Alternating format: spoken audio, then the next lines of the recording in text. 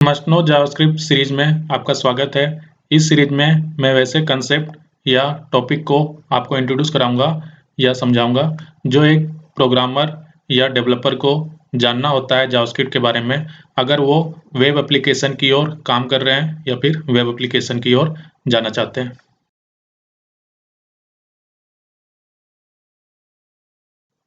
जब आप mobile application जैसे कि स्मार्टफ़ोन चलाते हो, तो स्मार्टफ़ोन के थ्रू आप जीपीएस यूज़ करते हो। उस जीपीएस से आप करंट लोकेशन उस मोबाइल फ़ोन का पता कर सकते हो। तो चलिए समझते हैं।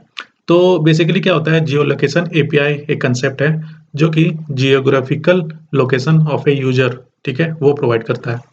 तो रिक्वेस्ट कैसे जाता है? तो इसको सिक्योर कॉन्टेक्स्ट में रिक्वेस्ट भेजा जाता है और वो सिक्योर ओरिजिन होता है एचटीटीपीएस। अगर आप इसको किसी दूसरे के थ्रू करोगे एचटीटीपी या कोई दूसरे के थ्रू, तो ये रिक्वेस्ट नहीं जाएगा, ये सक्सेसफुल नहीं होगा। तो आइए एग्जांपल की ओर चलते हैं। तो सबसे पहले पीओएस एक पर्टिकुलर आईडी है, उस आईडी को लेके एक ऑब्जेक्ट बनाया गया कॉन्स्ट पी। उसके बाद आप देख सकते हो नेक्स्ट को कि चेक एंड गेट लोकेशन लिया गया। अब ऐसो उस फंक्शन के अंदर एक navigator geo location condition check हो रहा है। ये बेसिकली चेक करेगा कि browser geo location object support कर रहा है कि नहीं।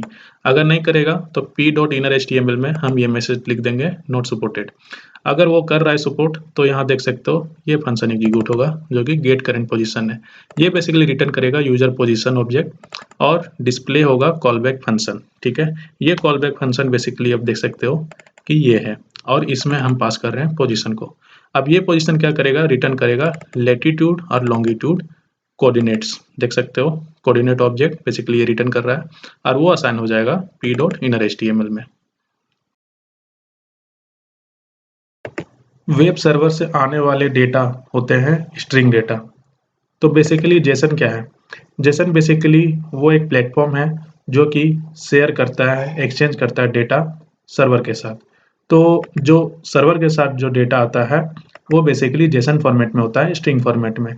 तो जेसन डॉट पार्स एक ऐसा कंसेप्ट है जो उस पार्टिकुलर जेसन स्ट्रिंग को कन्वर्ट कर देगा जावास्क्रिप्ट ऑब्जेक्ट में, ठीक है।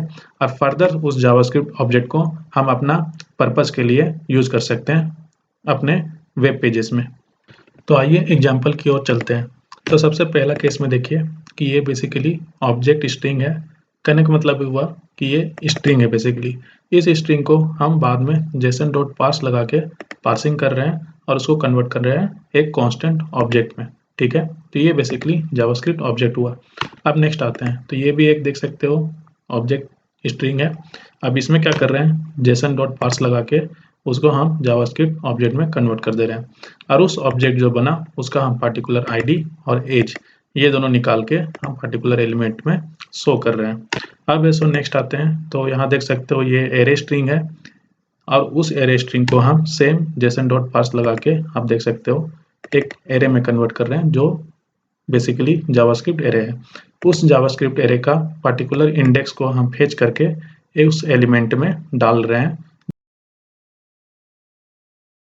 वेब सर्वर को डेटा भेजने समय आप जावास्क्रिप्ट ऑब्जेक्ट या फिर जावास्क्रिप्ट एरे दोनों को डायरेक्टली आप सर्वर को नहीं भेज सकते हो। तो क्या करना होता है, तो बेसिकली जो ऑब्जेक्ट होते हैं या फिर एरे ऑब्जेक्ट होते हैं दोनों है सो प्योर जावास्क्रिप्ट फॉर्म में होते हैं, जिसके कारण उसको कन्वर्ट कर दिया जाता है स्ट्रिंग में। तो कैसे कन्वर्ट होता है, उसको कन्वर्ट करने के लिए जेसन स्ट्रिंगिफाई लगाते हैं जो कि क्या करता है कि एक स्ट्रिंग फॉर्मेट क्रिएट करेगा और उस स्ट्रिंग फॉर्मेट को हम भेज देते हैं वेब सर्वर को, क्योंकि वेब सर्वर जो होता है वो एक्सेप्ट करता है only string, not a object और एरे। तो आइए एग्जांपल सही समझते हैं। तो यहाँ आप देख सकते हो एक ऑब्जेक्ट है जो कि आईडी एज कोड प्रॉपर्टी दिया गया है। अब उस ऑब्जेक्ट को हम क्या कर रहे हैं, स्ट्रिंगिफाई थ्रू जेसन। तो क्या हो जा रहा है, इसके बाद वो जो ऑब्जेक्ट है वो जेसन स्ट्रिंग में कन्वर्ट हो जा रहा है। अब नेक्स्ट आते हैं एरे। तो एरे ऑब्जेक्ट लिया गया, ठीक है, ये बेसिकली जावास्क्रिप्ट ऑब्जेक्ट है। अब इसमें क्या कर रहे हैं, जेसन स्ट्रिंगिफाई एरे में, जिसके कारण वो भी जेसन स्ट्रिंग में आ जाएगा और बाद में हम जेसन स्ट्रिंग को इनर एचटीएमएल में डाल देंगे और वहाँ डिस्प्ले करा देंगे। तो इस तरह से आप देख सकते हो कि जेसन स्ट्रिंगिफाई बेसिकली चाहे वो ऑब्जेक्ट हो या एरे हो दोनों को कन्वर्ट कर देता है जेसन स्ट्रिंग ऑब्जेक्ट में या फिर एरे में। जब वेब सर्वर से डेटा आता है तो सवाल है कि उसको स्टोर किस तरह से किया जाता है। तो वेब सर्वर से जो डेटा आता है वो एज ए स्ट्रिंग आता है, बाद में उसको हम जावास्क्रिप्ट ऑब्जेक्ट में कन्वर्ट करते हैं और ऑपरेशन चलाते हैं। बट स्टोर कैसे करेंगे? तो बेसिकली जो जावास्क्रिप्ट ऑब्जेक्ट है वो स्टोर होता है एज ए टेक्स्ट फाइल। तो वो टेक्स्ट फाइल के लिए हमको जेसन का यूज़ करना पड़ता है। तो वो जेसन क्या करेगा, उस पर्टिकुलर जावास्क्रिप्ट ऑब्जेक्ट को as a text file store कर देगा। तो आइए जानते हैं कैसे। तो यहाँ आप देख सकते हो एक ऑब्जेक्ट है, जेसन ऑब्जेक्ट। फिर उसमें आप देख सकते हो कि जेसन डॉट स्ट्रिंगिफाई करके उसको जेसन स्ट्रिंग बना दिया गया ऑब्जेक्ट को, और एक लोकल स्टोर क्रिएट किया गया जिसमें कि हम की और वैल्यू दे रहे हैं। वैल्यू बेसिकली जेसन स्ट्रिंग होगा और की टेक्स्ट जेसन, और उसमें हम सेट आइटम कर दे रहे हैं। तो इस तरह से स्टोर कर दिए। अब हमको रिट्रीव करना है फॉर द यूज पर्पस। तो यहाँ देख सकते हो गेट आइटम करके रिट्रीव किया गया की डाल के, और उसको भी टेक्स्ट में कन्वर्ट किया गया। फिर देख सकते हो उस टेक्स्ट को हम ऑब्जेक्ट में क्रिएट कर रहे हैं थ्रू जेसन पार्स। ठीक है, उसके बाद फिर हम उस ऑब्जेक्ट का आईडी को लेके उस पर्टिकुलर इनर एचटीएमएल जो एलिमेंट में है वो हम यूज कर रहे हैं। तो कंक्लूजन ये निकला कि वेब सर्वर से आने वाले जितने भी डेटा है उसको हम टेक्स्ट फॉर्मेट में सेव कर रहे हैं यहाँ पे, और हमें मतलब नहीं है कि वो डेटा कहाँ और किधर स्टोर हो रहा है। जावास्क्रिप्ट एरे प्रोग्रामिंग में कभी-कभी आपको पुराने वाले एरे से कुछ एलिमेंट्स को उठाने होते हैं और नया एरे क्रिएट करना होता है। बेसिकली आप सेलो कॉपिंग कर रहे हो जो कि स्लाइस मेथड के थ्रू होता है, और पुराना वाला एरे मॉडिफाई नहीं होगा। तो देखते हैं। तो यहाँ देख सकते हो स्टार्ट मेथड जहाँ से वो एरे के एलिमेंट्स को उठाने वाला है, और जहाँ तक वो एरे एलिमेंट्स को उठाएगा उसको स्टॉप करेंगे। आइए एग्जाम्पल की ओर चलते हैं। तो यहाँ आप देख सकते हो एक एरे क्रिएट किया गया है, उसके बाद उसका लेंथ 5 दे दिया गया है। आप देख सकते हो कि स्टार्ट पॉइंट 2 है, तो बेसिकली स्टार्ट पॉइंट ये हो गया। अब इसके बाद 3, 4 को भी काउंट किया जाएगा क्योंकि इन पॉइंट नहीं दी गया है। उसके बाद देख सकते हो नेक्स्ट में 2 से 4 है, तो ये 2 स्टार्ट पॉइंट है, 4 इन पॉइंट है। तो 4 को वो कंसिडर नहीं करेगा, 2 और 3 तक जाएगा। 2 और 3 बेसिकली ये है। अब नेक्स्ट आता है, तो यहाँ देख सकते हो 1 से 5 तक जाएगा, तो 5 को काउंट नहीं करेगा। जितने भी 1, 2, 3, 4 इंडेक्सेस है वो काउंट होगा। तो बेसिकली 1, 2, 3, 4 होगा। ठीक है। उसके बाद आप देख सकते हो -2 है, तो -2 में +5 कर दो 3, तो ये बेसिकली 3 रहेगा जो कि 3 ये है, और 4 भी काउंट होगा क्योंकि इनपुट नहीं दिया गया है।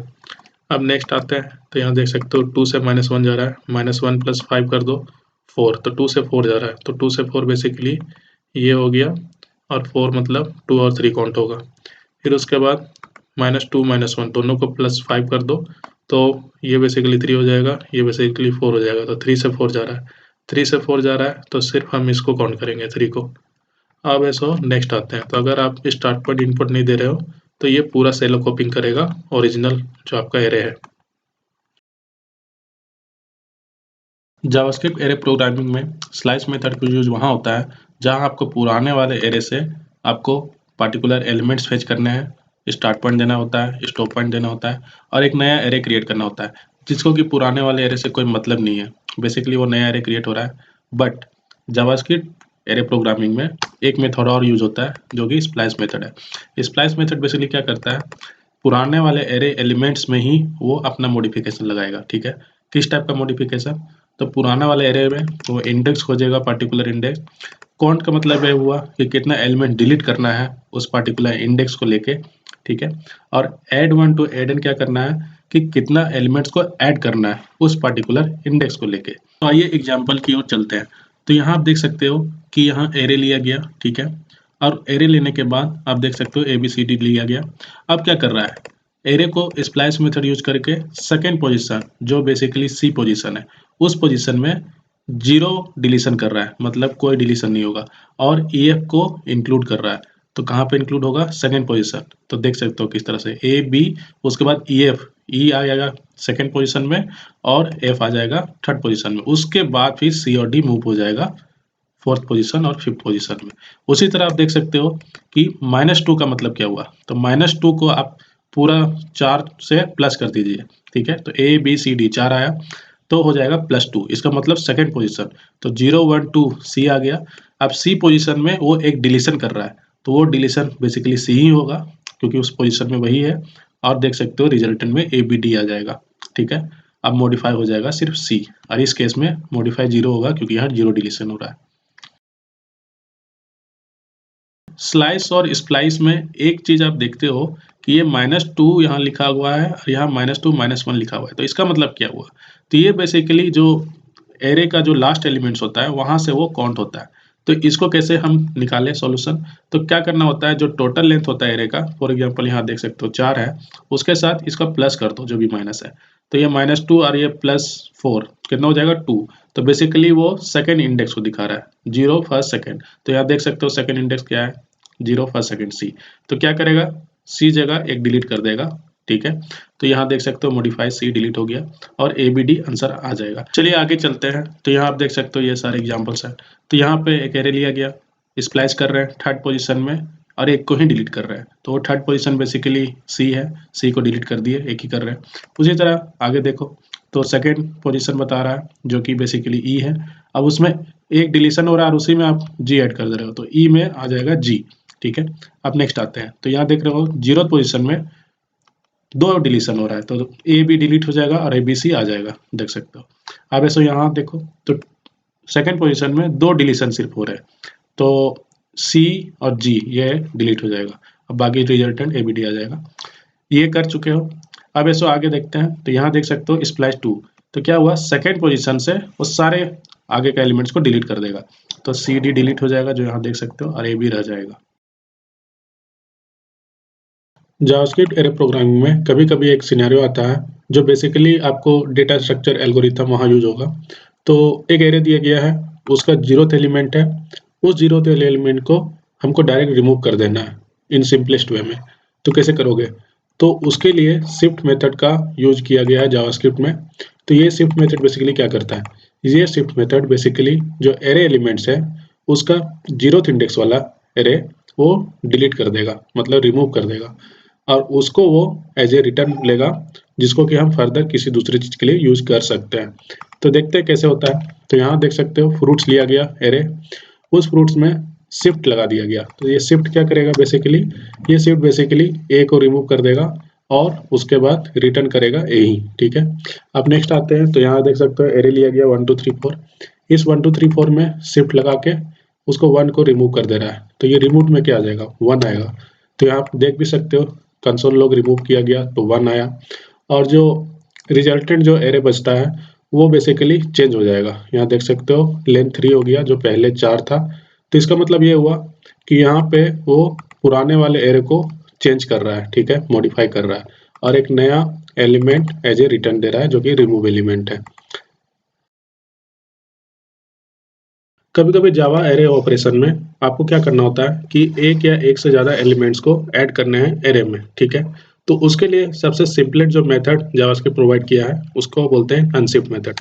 तो यहाँ देखते हैं। तो यहाँ देख सकते हो एक एरे लिया गया, अब उसमें मेथड चला दिया गया अनशिफ्ट। यहाँ पे एक या एक से ज़्यादा एलिमेंट्स है जिसको हम beginning of the array elements में ऐड कर रहे हैं, ठीक है। तो यहाँ देख सकते हो फ्रूट्स लिया गया एरे एलिमेंट्स है, अब उसमें अनशिफ्ट कर रहे हैं, मतलब ऐड कर रहे हैं, ठीक है। तो सबसे पहले कौन सा ऐड होगा, ई होगा कि एफ होगा? सबसे पहले एफ होगा, इधर से आएंगे, फिर उसके बाद ई ऐड होगा। अब आगे आते हैं। तो यहाँ भी देख सकते हो एक एरे एलिमेंट्स लिया गया 4 7 6, अब उसमें हमको 1 5 3 ऐड करना है। तो क्या होगा, तो सबसे पहले 3 ऐड होगा, फिर 5 ऐड होगा, फिर 1 होगा। तो यहाँ देख सकते हो 1 5 3 4 7 6। अब सेकेंड वे अब तरीका जो है अनशिफ्ट का वो देख लो। तो यहाँ से पे सबसे पहले अनशिफ्ट 1 किया, मतलब 1 ऐड हुआ, उसके बाद 5 ऐड किया, उसके बाद 3 ऐड किया। तो कैसे होगा रिजल्टेंट, इस तरह से आएगा, सबसे पहले 1 होगा, फिर 5 आएगा, फिर 3 होगा at the beginning of the array. तो यहाँ पे जो इसका रिटर्न होता है, जो एरे जो अनशिफ्ट का रिटर्न होता है वो बेसिकली लेंथ रिटर्न करता है। फॉर एग्जाम्पल अगर यहाँ 3 अभी लेंथ है तो ये एग्जीक्यूट होने के बाद 4 हो जाएगा, फिर ये एग्जीक्यूट होने के बाद 5 हो जाएगा लेंथ, और ये एग्जीक्यूट होने के बाद 6 लेंथ हो जाएगा, ठीक है। तो ये रहा शिफ्ट और अनशिफ्ट का मतलब। शिफ्ट मतलब हो गया कि आपको पहला एलिमेंट रिमूव करना है, और अनशिफ्ट का मतलब आपको एलिमेंट्स डालने हैं बिगनिंग ऑफ द एरे। कभी-कभी आपको ऐसे एरे ऑपरेशन करने होते हैं जिसमें कि आपको एरे के लास्ट एलिमेंट को रिमूव करना होता, या फिर लास्ट एलिमेंट के बाद कुछ नए एलिमेंट्स को ऐड करने होंगे। तो कैसे करोगे? तो उसके लिए बेसिकली पुश और पॉप मेथड यूज होते हैं। पुश का मतलब नए एलिमेंट्स को लास्ट के बाद क्रिएट कर देना, और पॉप का मतलब लास्ट एलिमेंट को डिलीट कर देना।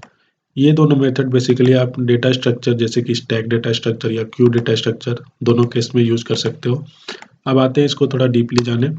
तो यहाँ देख सकते हो एरे क्रिएट किया गया, उस एरे में हम एक एलिमेंट ऐड कर रहे हैं उस मेथड के थ्रू, और वो रिजल्टेंट देगा एक काउंट बेसिकली।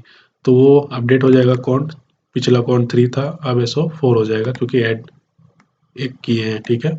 उसके बाद एरे क्या होगा, तो एरे अपडेट होके ABCD आ जाएगा, C के बाद D ऐड हो जाएगा बेसिकली। उसके बाद देख सकते हो नेक्स्ट कि हम मल्टीपल एलिमेंट्स भी ऐड कर सकते हैं। तो ये एडिशन कैसे होगा, सबसे पहले E ऐड होगा, फिर F ऐड होगा, फिर G ऐड होगा, फिर देख सकते हो कि उस एरे में हम ये मॉडिफिकेशन कर दिए। उसके बाद हम देख सकते हैं पॉप ऑपरेशन। पॉप ऑपरेशन में क्या है कि एक एरे ऑब्जेक्ट क्रिएट किया गया, उसमें हम पॉप मेथड यूज़ किए। ये बेसिकली रिमूव्ड एलिमेंट जो कि लास्ट एलिमेंट होता है वो रिटर्न करेगा, और रिजल्ट में जो एरे आएगा वो ABCD आएगा। तो यहाँ देख सकते हो यहाँ एक काउंट डिक्रीज हो गया है। तो इस तरह से यहाँ आप देख सकते हो कि एरे जो होता है वो मॉडिफाई हो जाता है पुश और पॉप के केस में।